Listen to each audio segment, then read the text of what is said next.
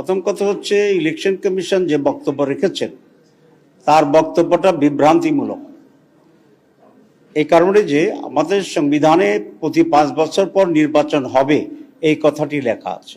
পক্ষে পিয়ার চেয়েছি এবং 25টি দল পিয়ারের পক্ষে, 31 দলের ভিতরে এ ব্যাপারে পিয়ারের ব্যাপারে আমরা মেজরিটি রাজনৈতিক দল একমত।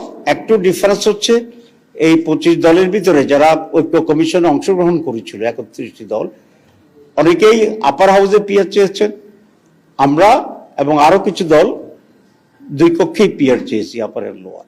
কিন্তু পিয়ারের ব্যাপারে 25টি দলে একমত। এই দাবিতে আমরা যারা পিয়ারের পক্ষে আছে সকলের সাথে আমরা আলাপ আলোচনা করছি এবং সকলেই যাতে এটা আদায়ের জন্য আমরা তো এখনো নেগোসিয়েশনে আছি, সরকারের কাছে মৌখিকভাবে বলছি, ছোটখাটো দাবি জানাচ্ছি।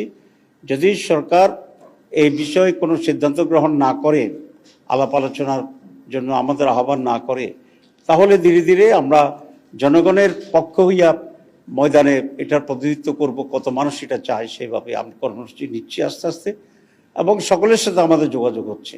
আমরা প্রথম কথা হচ্ছে ইলেকশন কমিশন যে বক্তব্য রেখেছেন তার বক্তব্যটা বিভ্রান্তিমূলক।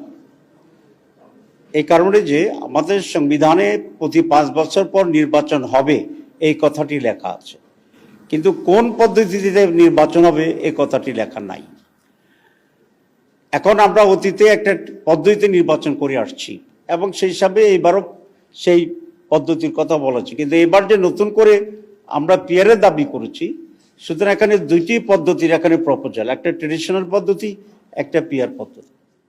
সুতরাং